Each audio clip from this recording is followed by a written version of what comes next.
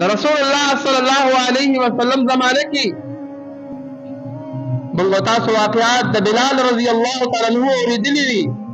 امیہ بن خلف هغه باندې څومره ظلمونه او زیاتی کول تر دې چې په ګرمو شګو به سملاو ګټه به پکې خودا زخمونو کې به مالګې اچولې او په دغه حالت کې په دغه وخت کې به هم هغه د نام ترې احد احد احد احد یو الله دی بل شریک نه منل او مشر سره ظلمونه او زیاتی به وسره کول وګدا واقعیا د ابوبکر صدیق رضی الله عنه ولیدو نو دا غره واغست او آزاد کو او بیا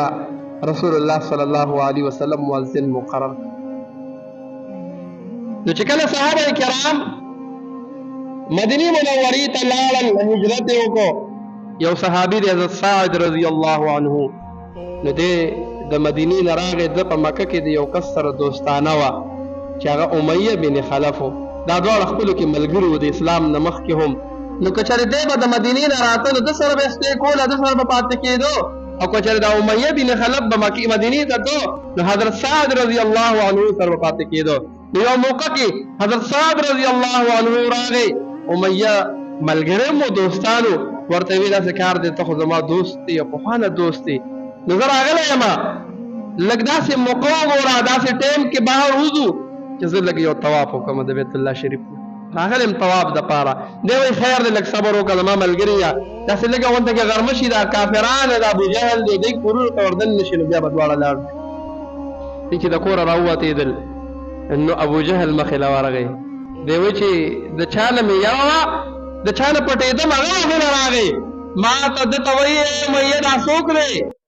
دا خو سعد دی او ورته وایي ته ګوره زما دشمن چې مدینې ته درغلی دی تاسو هغه له ځای ورکړو تاسو به مال جان لګوئ تاسو سره مینه محبت ساتئ او ته دلته نه راځئ او زما په کلي کې آزاد ګرځئ وایي دا خبرې ورته وکړه. نو هغه صحابه وو هغوی کې خو ایماني جذبې نو دې سعد رضی الله عنه ته سترګې راوباسلې هغه وخت کې رسول الله ولا ابو جهل نوم یې ښه د نوم عمر ابن هشام وایي عمر ابن هشامه سترګې په ما مه راوباسه خو ما ته دې وی نه منې کې نو زه عبادت نه راځم د بیت الله شریف طواف کومه نه به راځم چې ما منې کې نه به راځمه خو یاد ساته د ستاسو د مکې والو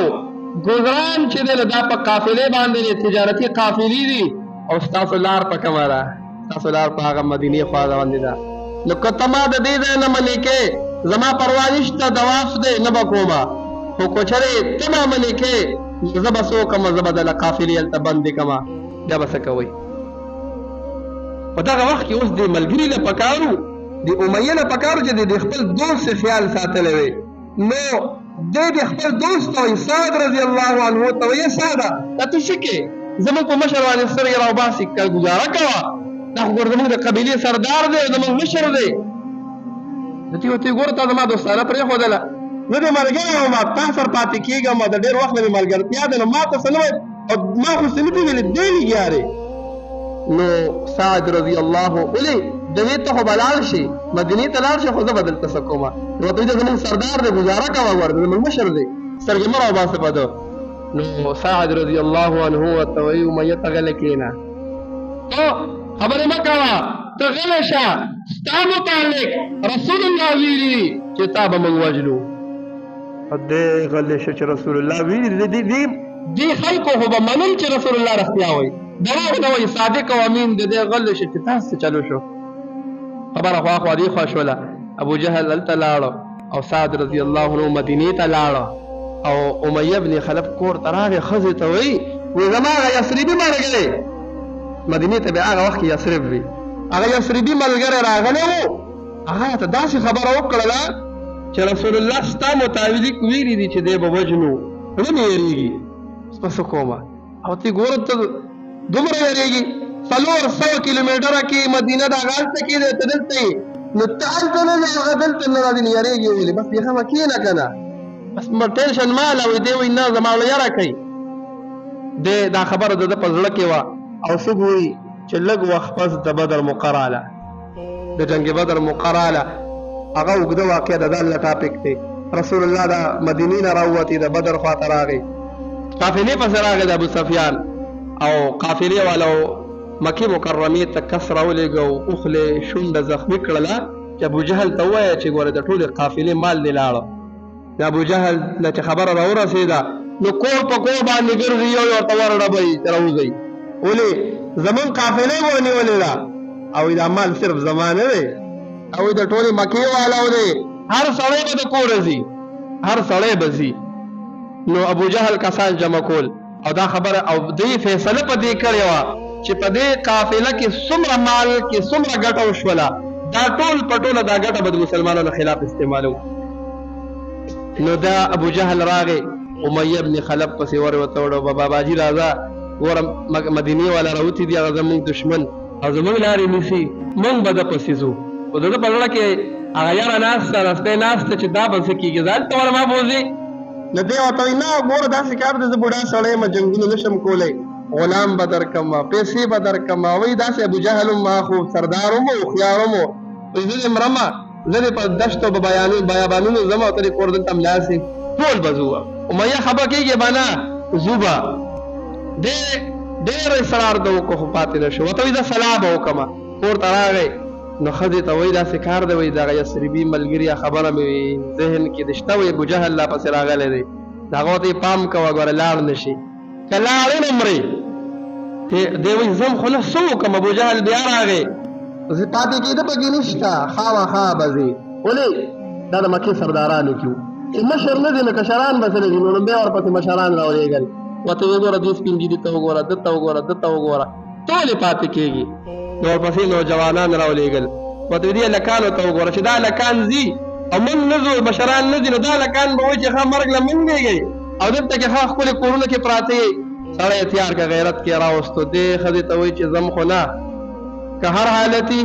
واپس به راتښتم، ځکه نه چې زما ذهن کې خبره ناسته ده، که زم مرګ له ځم. نو ځان له ښه تېزه اوښه واغستې ده، تېزه چې یو چې بس ریوس ګیر ښه تېز لګوي او څوک مې رانندې کولی نه شي.